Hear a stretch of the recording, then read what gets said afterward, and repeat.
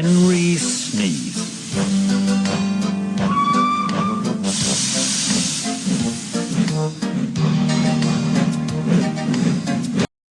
One lovely Saturday morning, Henry was puffing along.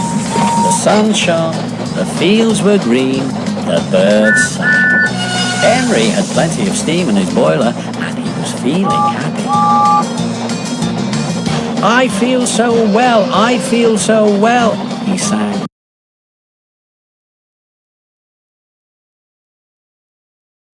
Trickety-trot, hummed his coaches. One morning, Henry was puffing along. The sun shone, the fields were green, the birds sang. Henry had plenty of steam in his boiler, and he was feeling happy.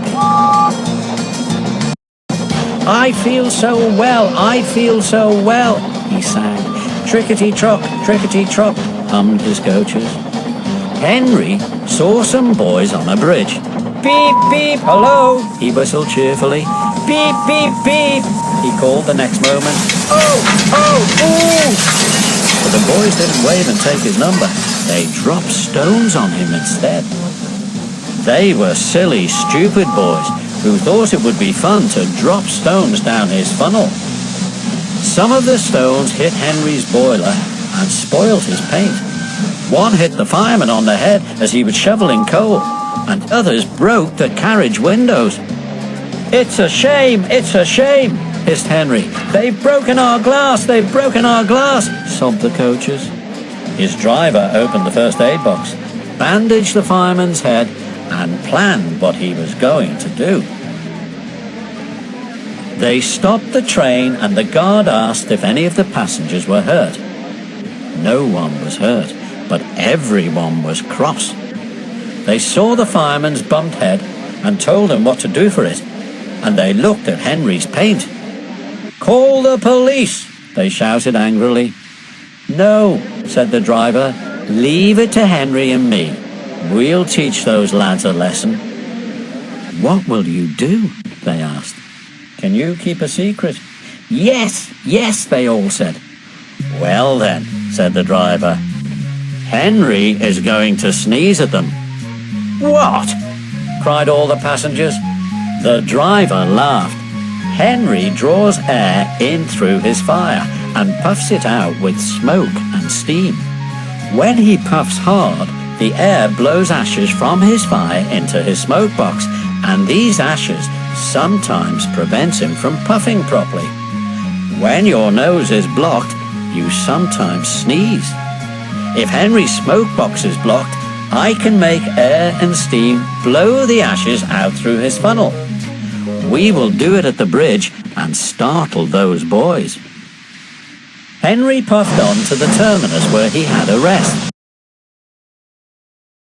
Then he took the train back. Lots of people were waiting at the station just before the bridge. They wanted to see what would happen. Henry has plenty of ashes, said the driver. Please keep all windows shut till we have passed the bridge. Henry is as excited as we are, aren't you, old fella? And he patted Henry's boiler. Henry didn't answer. He was feeling stuffed up, but he winked at his driver. The guard's flag waved, his whistle blew, and they were off. Soon, in the distance, they saw the bridge. There were the boys, and they all had stones. Are you ready, Henry? Said his driver. Sneeze hard when I tell you. Now, he said, and turned the handle. Attisha! Smoke and steam and ashes spouted from his funnel. They went all over the bridge and all over the boys, who ran away as black as soot. Well done, Henry, laughed his driver. They won't drop stones on engines again. Your coat is all black, but we'll rub you down and paint your scratches, and you'll be as good as new tomorrow. Henry has never again sneezed under a bridge. The Fat Controller doesn't like it. His smoke box is always cleaned in the yard while he is resting. He has now gone under more bridges than he can count, but from that day to this, there have been no more boys with stones.